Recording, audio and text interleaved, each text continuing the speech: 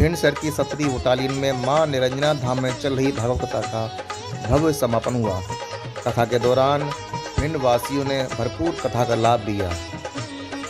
कथा विश्राम के उपरांत आपकी आवाज़ से खास चर्चा में देवी गौरांगी गौरी जी पांडे जी ने धार्मिक चर्चा की।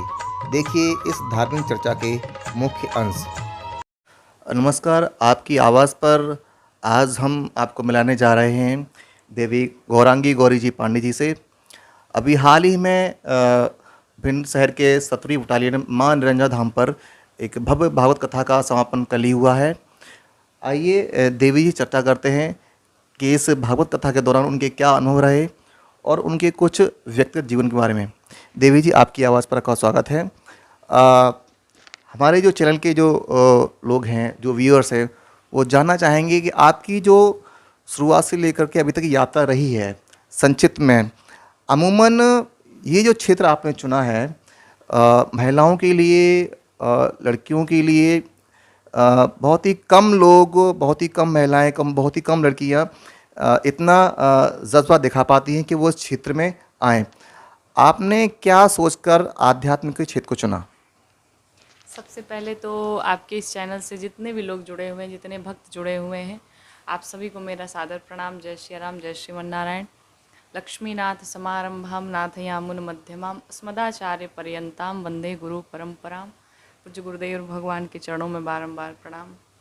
और जैसा कि आपने पूछा कि आपकी यात्रा कैसी रही, आपने क्या सोच करके इस क्षेत्र में आपने कदम रखा, तो आप सभी की जानकारी के लिए बता दूं कि सबसे पहले तो हम संस्कार पे जाते हैं।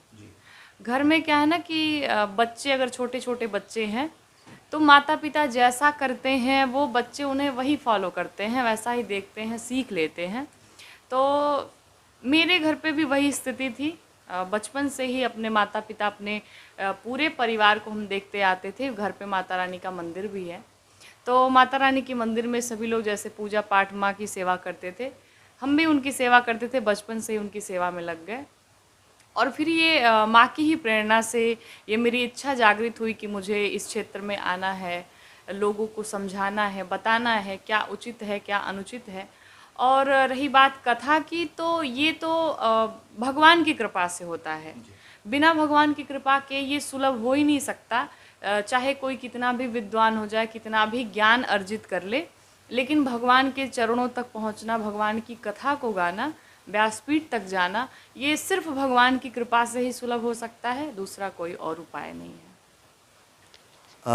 देवी जी, जैसे कि आपने कहा कि ईश्वर की कृपा से, ईश्वर की ही दिशा निर्देश से, उनकी इच्छा अनुरूप ही जब भी कोई व्यक्ति आगे बढ़ता है तो ईश्वर की ही इच्छा से आगे बढ़ता है।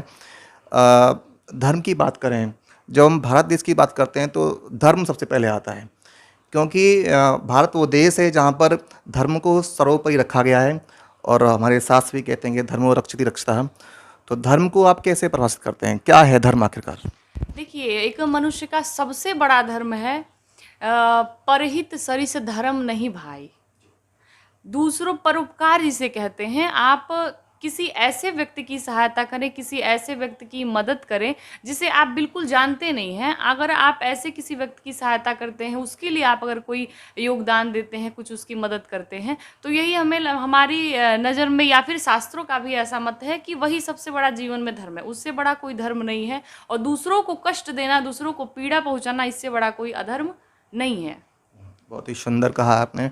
निश्चित रूप से परोपकार परमो धर्म, परोपकार ही सबसे बड़ा धर्म है।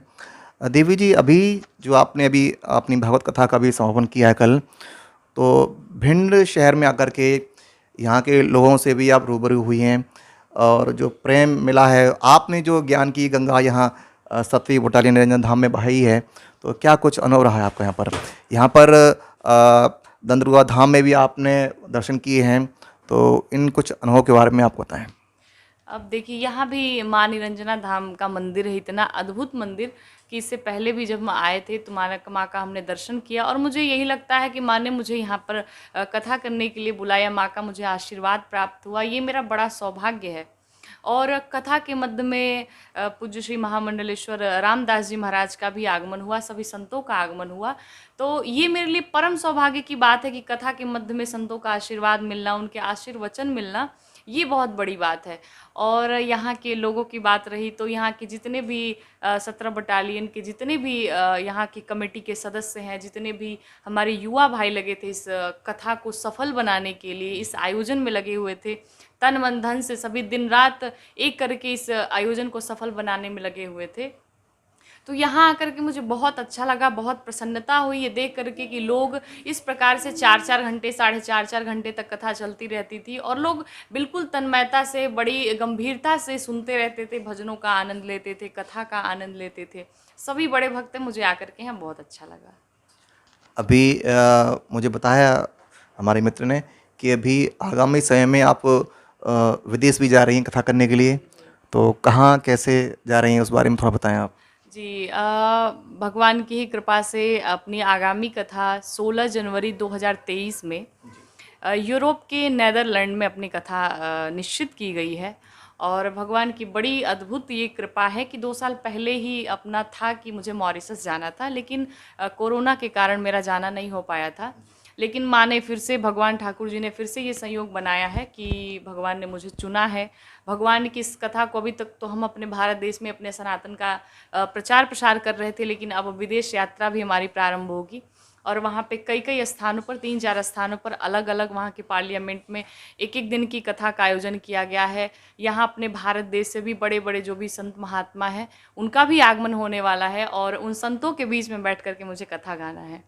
जी, बहुत ही सुंदर, न केवल भारत में बल्कि विदेश में भी सनातन धर्म की ध्वजा को आप फहराने जा रही हैं। एक प्रश्न जो मेरे मन में कभी कभी उभरता रहता है कि गुरु परंपरा सनातन रही है हमारे धर्म में। क्या किसी व्यक्ति को भौतिक रूप में गुरु बनाना आवश्यक है? देखिए, भौतिक रूप या फिर गुरु के विषय में अगर कोई बात कही जाए तो जीवन में सबको अपने जीवन में एक ना एक गुरु बनाना ही चाहिए, क्योंकि बिना गुरु के ज्ञान नहीं प्राप्त हो सकता है। और मंत्र हम किसी एक ही गुरु से लेते हैं, दीक्षा किसी एक ही गुरु से लेते हैं, लेकिन अगर आप जिससे भी कुछ सीख प्राप्त करते हैं वही आपके लिए गुरु है। आपको जिससे कुछ भी सीख मिल जाए, वो चाहे कोई भी व्यक्ति हो। दत्तात्रेय जी ने 24 गुरु अपने जीवन में बनाए। उसी प्रकार से कहने का अर्थ है कि आपको जिससे कुछ भी सीख मिले, आप गुरु उसे मान लीजिए।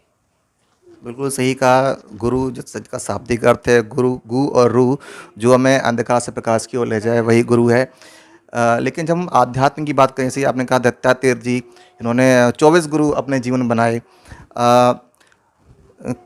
मैंने अमूमन देखा है लोगों को कि किसी एक व्यक्ति से उन्होंने दीक्षा ली, तत्पश्चात उनका मन नहीं भरा और उन्होंने दूसरे को पकड़ लिया, दूसरे को छोड़ के तीसरे को पकड़ लिया। गुरु मंत्र की आपने जो बात कही है, गुरु मंत्र किसी एक से ही लेना चाहिए, और जहाँ तक ज्ञान की बात है वो हम किसी से भी ले सकते हैं। तो ये थी देवी गौरांगी जी गौरी पांडे, जिन्होंने बहुत ही अच्छी चर्चा हुई, कुछ आवश्यक सवालों को जवाब भी दिया, गुरु परंपरा के बारे में भी पता चला। हमारी हार्दिक शुभकामनाएं हैं कि आगे जो विदेश जा रही हैं, विदेश में भी वो भारतीय धर्म, हिंदू धर्म और सनातन धर्म की ध्वजा को लहराएं और इसी प्रकार आध्यात्म से लोगों को परिचित कराते रहें और लोगों को आध्यात्म लाभ देते रहें। मैं राहुल तिवारी, आपकी आवाज़ से।